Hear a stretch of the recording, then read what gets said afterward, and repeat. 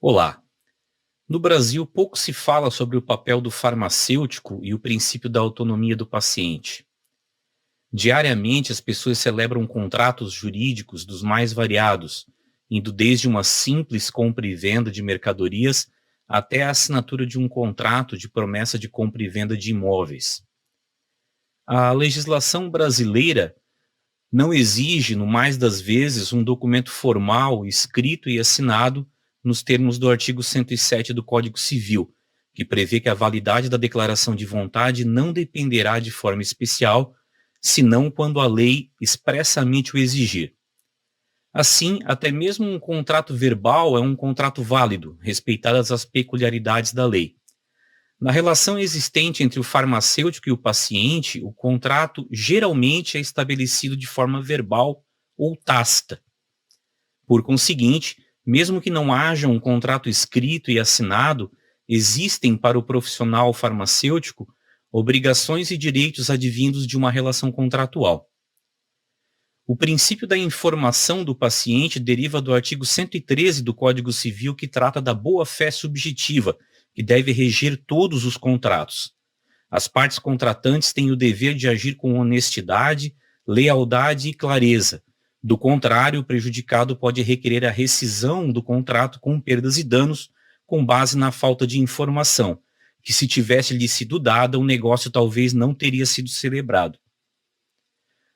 Com o farmacêutico não é diferente. Como prestador de serviços que é, ele tem o dever de informar ao paciente sobre todos os aspectos de sua doença, do tratamento, da conduta e dos riscos associados antes do início do tratamento ou da prestação do serviço, dentro de sua esfera de atuação, para que o paciente ou cliente possa ter o direito a escolher a terapêutica ou sequer realizá-la.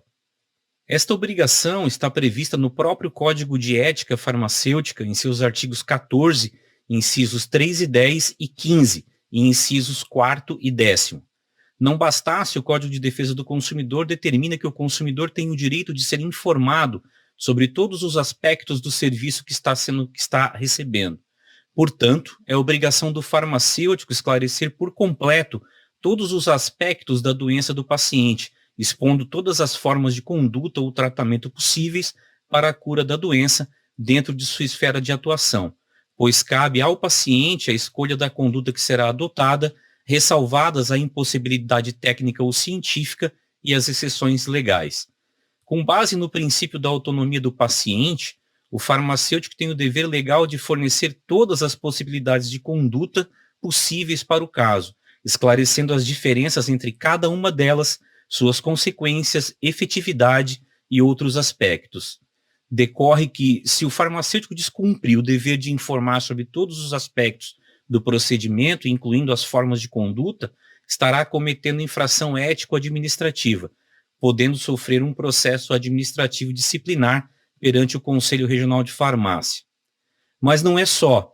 Estará cometendo um ilícito civil, ferindo o princípio da boa-fé contratual e o Código de Defesa do Consumidor. Os tribunais pátrios vêm entendendo com cada vez mais frequência que a simples falta de informação acerca das condutas ou os riscos de determinados procedimentos já seria suficiente para ensejar uma indenização por danos morais. Ou seja, pode nem mesmo ter havido imperícia, negligência ou imprudência. Mas como demonstrar que foi garantido ao paciente o direito à informação e à autonomia de vontade?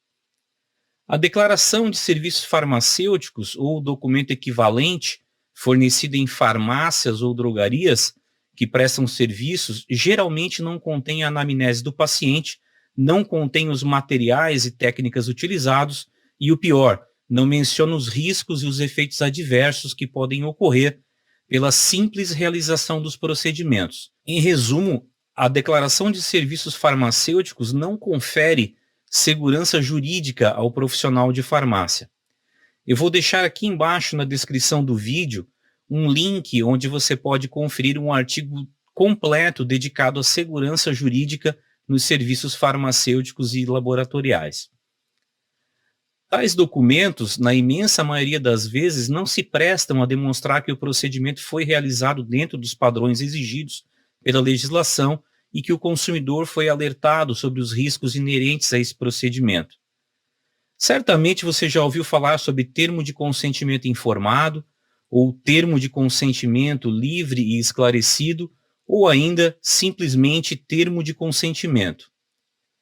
Mais comumente utilizado nos procedimentos médicos, principalmente em cirurgias, o termo de consentimento é um documento que possibilita ao paciente a manifestação expressa de vontade em consentir com a realização de determinado procedimento, após o necessário esclarecimento prestado pelo profissional e assegurado o direito de decisão quanto a esse tratamento.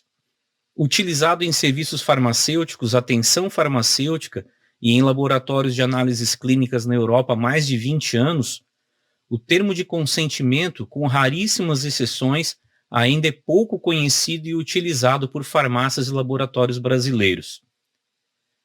Além do dever de informar, o farmacêutico também tem o dever de obter o consentimento do paciente para realizar qualquer tipo de conduta ou procedimento, tudo relacionado ao princípio da autonomia do paciente, decorrendo de uma interpretação extensiva do artigo 15 do Código Civil, que prevê que ninguém pode ser constrangido a submeter-se com risco de vida a tratamento médico ou intervenção cirúrgica. A responsabilidade do profissional de farmácia é assentada numa relação contratual, ou seja, descumprido que seja o contrato, o farmacêutico poderá ser responsabilizado com base nos artigos de responsabilidade civil previstos no Código de Defesa do Consumidor e no Código Civil. É aqui que reside a importância do termo de consentimento livre e esclarecido, e por que ele é muito mais recomendado do que a simples declaração de serviços farmacêuticos. O termo de consentimento é um documento que serve como prova robusta de que o farmacêutico cumpriu a obrigação legal de informar e de obter o consentimento do paciente. Nos casos em que o paciente assine apenas uma mera declaração de serviços farmacêuticos e se submeta a um serviço farmacêutico onde ocorra uma complicação que não estava contida no documento, a falta de informação pode acarretar a responsabilização do profissional de farmácia, pois o dever de informar deve ser suficiente e completo. Os benefícios da criação e implantação de um documento semelhante na sua farmácia ou laboratório não se resumem à mera segurança jurídica. A transparência e clareza nas orientações e o aumento das barreiras de segurança procedimental geram valor para o consumidor, desencadeando satisfação pela sensação de cuidado repassada.